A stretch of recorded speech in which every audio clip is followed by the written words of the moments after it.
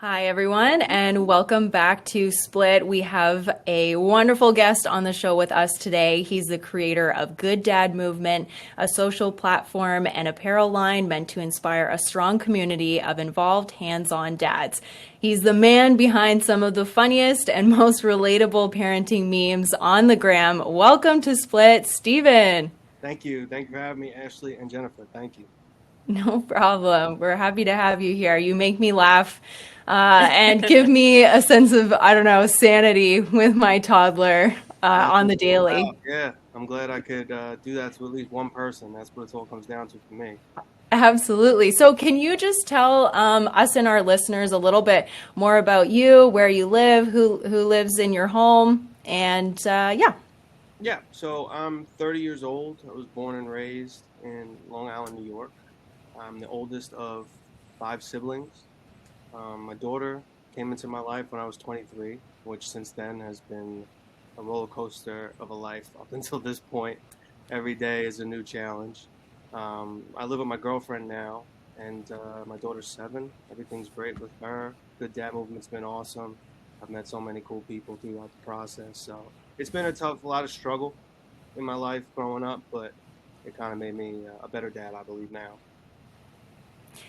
Absolutely. So, I know we spoke about this before, and you and your ex, you were not married, but and obviously not together now. So, can you just explain? We've never, as I said to you before, we haven't had a male guest yet. And can you just talk about, the split from the dad's perspective and what co-parenting looks like for you, and also how you came up with your parenting plan. Sure, that's a good question. I never really I don't speak about it too much. It was a really hard time, for me at that time. Um, we got together, we were young, she's a lot younger than I am. She was 19. Haley was born. So I just think that a lot of the struggle came from just the fact that we both were not really, we didn't have the experience, I should say, of being in that position. We were so young, I wasn't looking at my future at the time. I was just kind of doing it day by day. It's not like it was a planned thing. And it got really, really hard. We were just growing separately, in different directions. And we tried everything we could. I know I tried everything I could, and it got to the point where I started noticing that my daughter was becoming affected in ways, to this day. Like, I see that she doesn't like when there's any yelling going on or any commotion.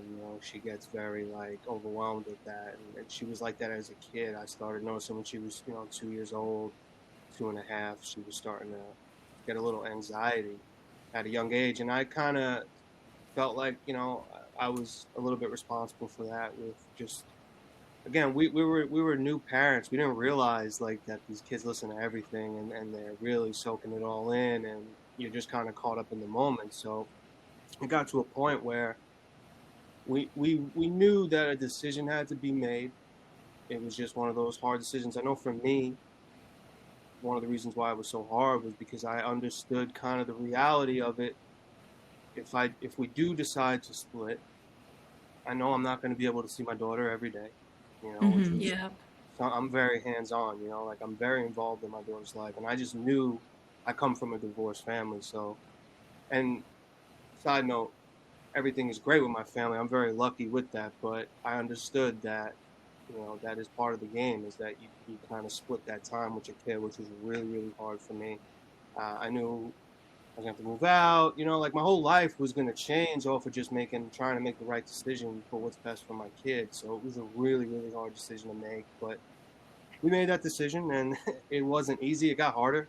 After that, it didn't really. It took a few years before me and her mother were able to get to a point where we can talk and not argue and be about the baby and just kind of be on the same page. Whereas right now everything's great, like everything kind of happens for a reason.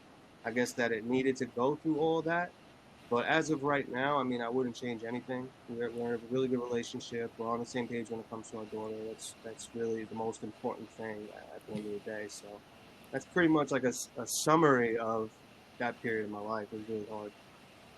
How do you think you got to that place? Like you said, it was really hard. Was it just, it was hard because arguing? Like, were you always right from the get-go wanting to have equal time? And like, how did you guys figure out and then get to that good place now?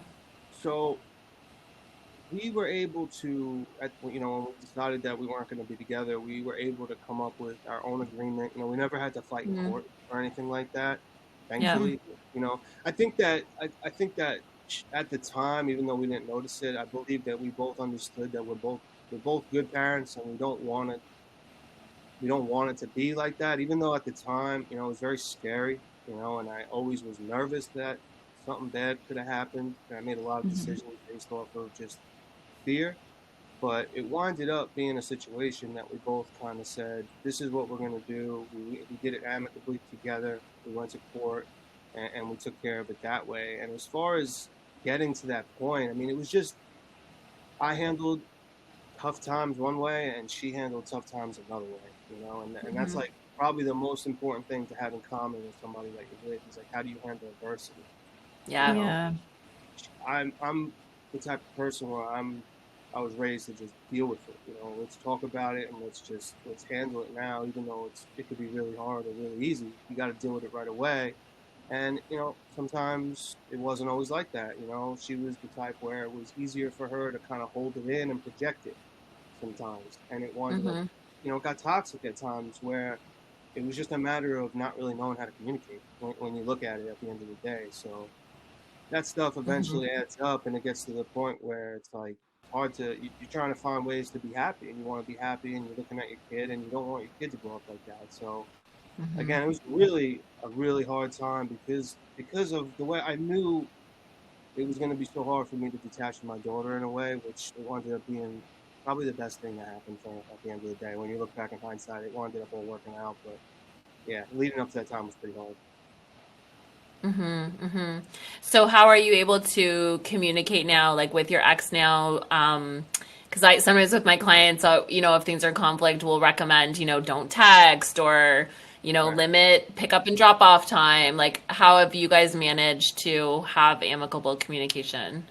We pretty much only speak unless it regards Haley. We've had our schedule's been primarily the same this whole time. I have her every weekend, every Friday, Saturday, Sunday, and then every Wednesday night. I go out there, I pick her up after school, or I'll just meet her there when I get out of work, and I'll just do homework with her on that night usually, and eat dinner, and I take her home. Nice. So That's great. it's been that way pretty much the whole time, like a consistent schedule. So we don't really talk too much Right. about we talk when there's a change in the schedule, or if she needs me to get the baby. It's always just about her, and it's a text. A lot in the past, when it was early on, it was too much communication. We would wind up Yeah. Yeah. fighting about everything else, and it's torture. It becomes torture. So that's probably the biggest help is we're only going to talk about the baby right now, and that's all that matters. And it gives that space, and it allows both people time to just kind of separate a little bit because it's almost trying to be held on as long as possible. Yeah. Hmm. It's not going to work, and then it just becomes worse and worse. So that space and the communication really help. Hmm. Well, you're starting a whole new relationship. Like we talk about this a lot, I mean, regardless of how long you've been together up until the split, now it's a whole new dynamic as co-parents and you're still parents, but the relationship between the two of you is entirely different. So, yeah. Yeah, and I'm Yeah. very It's okay. grateful. I'm sorry, what was that? I was just saying it's okay to have that division. Like Hmm. I see probably with my clients, it's a really common mistake is people think they're trying to do good. So they think like, oh, we're going to be amicable. We're going to be friends. But like you said, there's just too many opportunities to fight, Right. right? You're talking too much. You're interacting too much. Yeah, it was a lot. It was a lot early on, and that space really helped out. Hmm. So you've moved on now. You're living with your Yeah. girlfriend. And can you talk a little bit about like that dynamic Yeah, that and was another yeah? that was another challenge in Hmm. for the both of us. I've never been in a situation like that before, where I have a child with one person that I'm not with, and I'm working on, I'm building a relationship with somebody else. Hmm. I got really lucky with her because, she always understood. I think maybe she trusted me too much, or she never really like worried to the point where I felt like I had to worry about her. She always knew that I had her best interest at mind all the time. You know, I communicated with her about everything, even if it was stuff that I knew was going to get her upset, you know, and it might be a little bit hard to talk about. I kind of just forced us to kind of deal with all of this stuff in real time.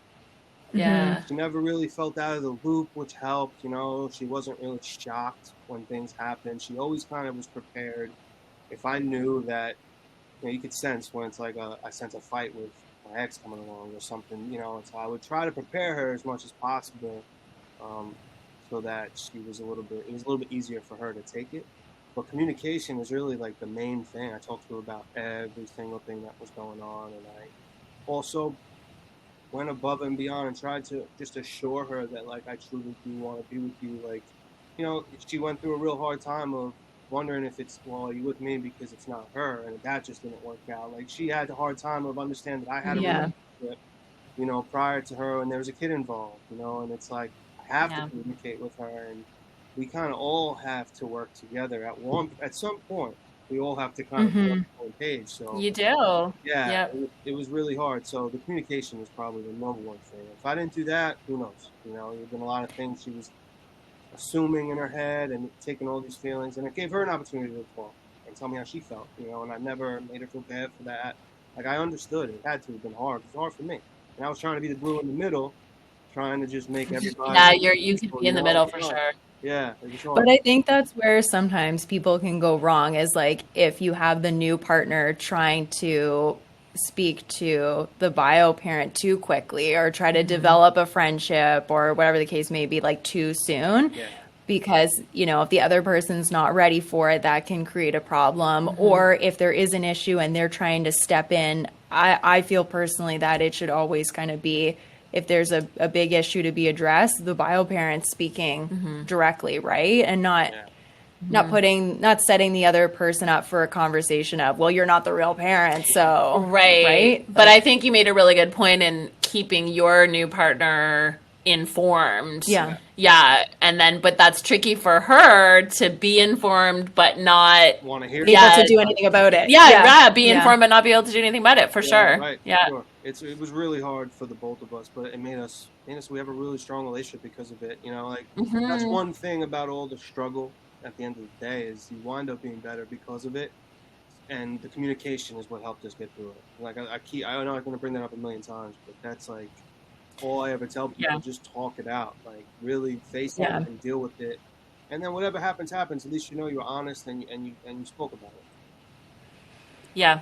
You do your best, right? That you conducted yourself, as best you could. And Absolutely. So is there anything that you would have maybe done differently in your journey that you maybe you would have done differently, or that you would give as advice to another dad who's, you know, at the early stage of separation and beginning, you know, the co-parenting journey? Yeah, maybe it's a tough one. I wouldn't change anything necessarily.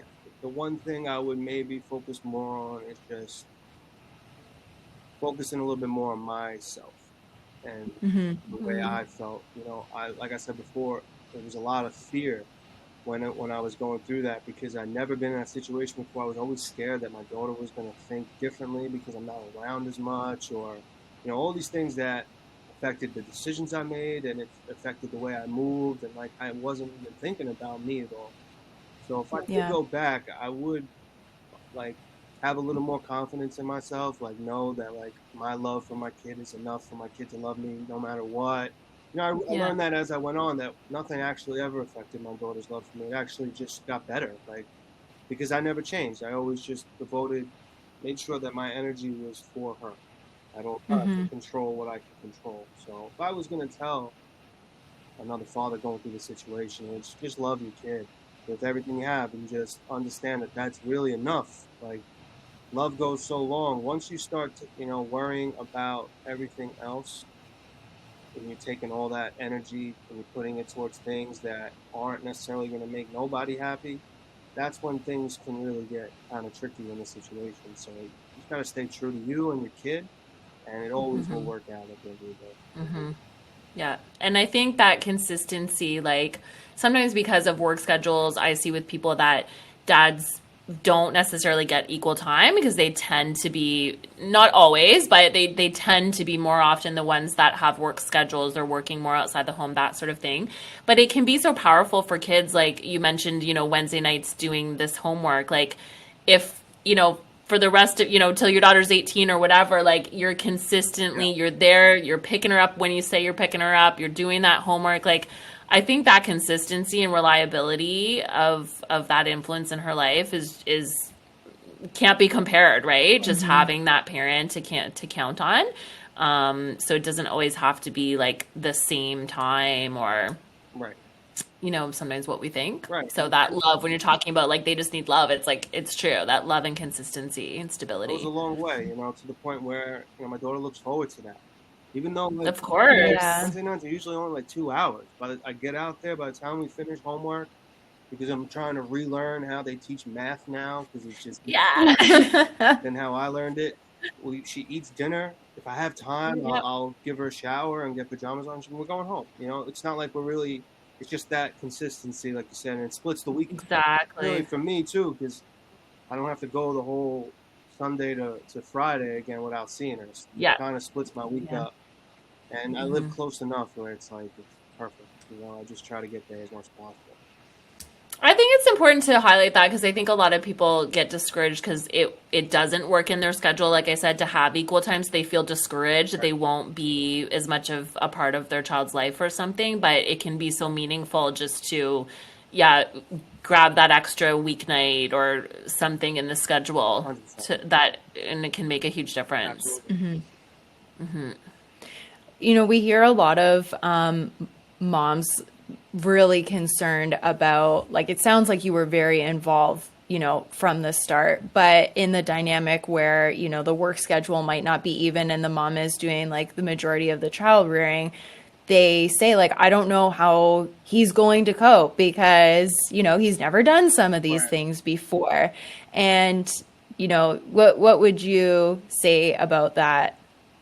For me, it definitely was a pretty easy transition into doing it. Like, I was changing diapers, I was getting her dressed, I was picking her up. I name any part of the job of parenting, I had no problem doing it. Like, I love being a dad. To me, it was never like ever something I didn't want to do. So it definitely helped in that transition. Like I said, the hardest thing was that I couldn't do it more. I wish I could every day. But that was the part that I had to really come to grips with, and just kind of face that fact. Like, this is the way it is right now. And like I said, I was nervous early on because I thought that was going to change things. And then you learn that as long as you love your kid, you just be there. I communicate with her about everything, even when she was 3 years old. She probably didn't understand what I was saying, but I created that habit of just talking about every little thing so that we're always on the same page. Like, I kind of went maybe overboard with the situation because I was just worried all the time. It winds up, like I said, just working out where, we're going to be closer right now. It's awesome. That's so nice. Yeah, I do think we do have to give, we were talking about earlier, like give dads more of that opportunity that maybe in the marriage they might not have had that role because mom, again, stereotypically, but usually, mom was stepping in more and doing more of the child rearing kind of roles, but it doesn't mean that dad can't step up and do that. We need to kind of give space 100%. to leave that opportunity. And it's I see with my clients, it's hard for moms sometimes because dad's going to do it different and it doesn't necessarily mean that's wrong. Yeah. But it's often very different from mom's way. So we got to kind of leave some space to say, like, different still might be great. Right.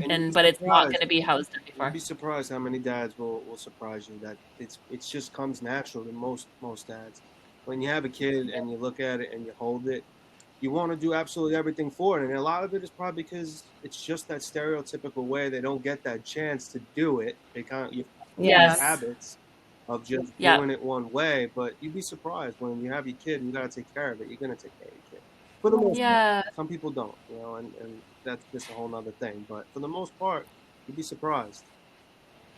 Yeah, I wonder sometimes with dads if if some that don't are because they don't get the support and encouragement that they could, right? So it's sort of just not even presented as an option. It's like, this is not your place. So, Yeah. it doesn't become something that they do. This actually feels like a good transition into good dad movement, and your branding, which I really love. You've got some awesome apparel. Thank you. Can you talk a little bit about the message behind it and what inspired you to start it? Yeah, so I created that page, I want to say a couple years ago, purely just because I wanted to build a brand that highlighted fatherhood. Good parenting, good fathering, committed fathers, active fathers, because there's a lot of them out there. And like we were just talking about, they kind of get overlooked sometimes just because of this, the way things are projected to look like, and social media. And honestly, social media is kind of, when you open up and see that there's a lot of dads out there that are hands-on, it's a great outlet Yeah. for that.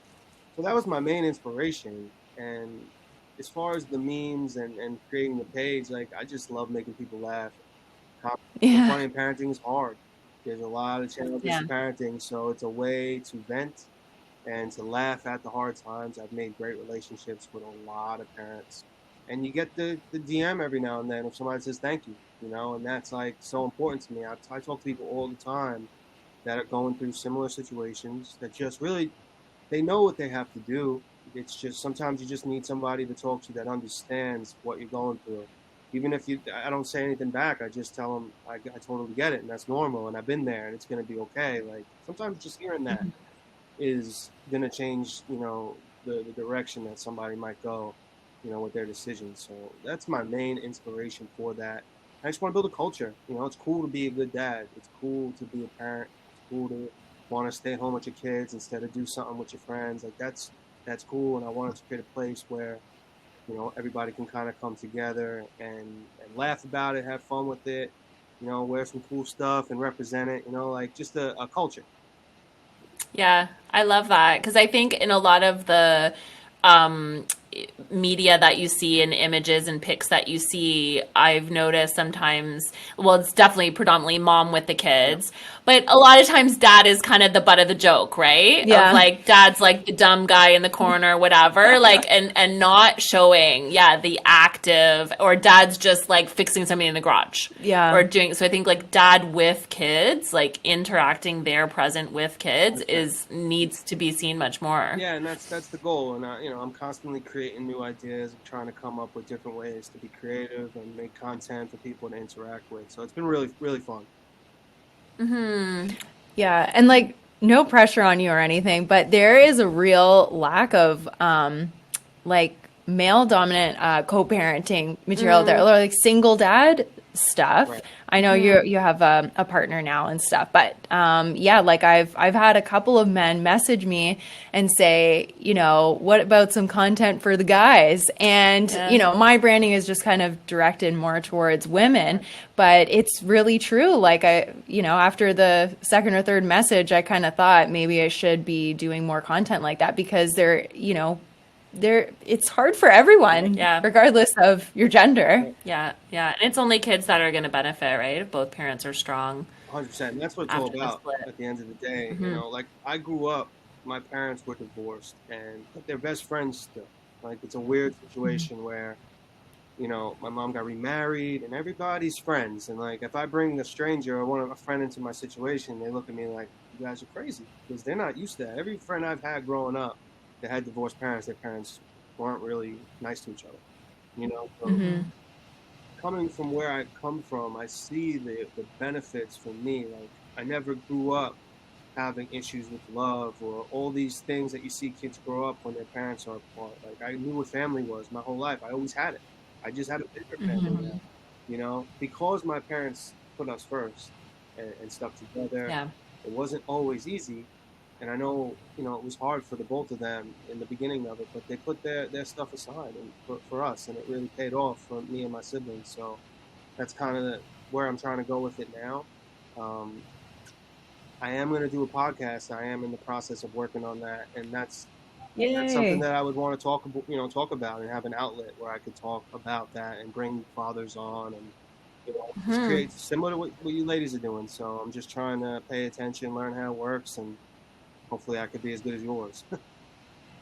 Oh, that's so exciting. And thank you. No, I think what you're doing is important. And I like what you said it when you mentioned just making it like cool not to go out with your buddies and be home with your kids. Yeah. It's like we don't really see that either in media and represented. Yeah, I'm just trying to be real, and just Yeah, I think that's I don't cool. want to put it on a front like everything is perfect because it's not. No. Often it's not. It's really always trying to crawl through and just get to being in a place where you're happy at the end of the day. So I'm trying to show that as much as I can. Well, I cannot wait to listen to your first podcast episode and hear more about that and hear you talk even more about your experience. Thank you so much for coming on the show today, Stephen. We really love speaking with you and hearing your story. And, what a great role model you are for dads everywhere. I appreciate that. It's important. Thank you. And if you don't mind, can I just plug my store on here? I was just going to ask you. Yeah, so I'm going to put links to everything in the show notes, but please tell our listeners now the best way to connect with you on Instagram and your store as well, your online store. My Instagram is @GoodDadMovement, and my store is www.supportgooddads.com. I'm constantly coming up with cool stuff. I have a woman's line that I want to come out with today. All right. It's going to be awesome. I'm really excited about that. So please log on, get yourself some cool stuff. It's all pretty cool. It is really cool stuff. I love the toques. Those are really cool. Thank you. I think it could be a cool gift, like from one co-parent to another, right? Yeah, that's a great idea. Yeah. Sure. To give your co-parent, because it's pretty hard to think of what to get them. So Yeah, Father's Day is coming up. Yeah, That would be Father's a really Day. good gift. Oh my gosh, yeah. Okay, I'm going to get on that. Cool. I appreciate you guys having me on. Yes, thank you. I'm sure we'll be speaking again. And I'm on your page on the daily, so I'll be creeping you. Thank you. Bye.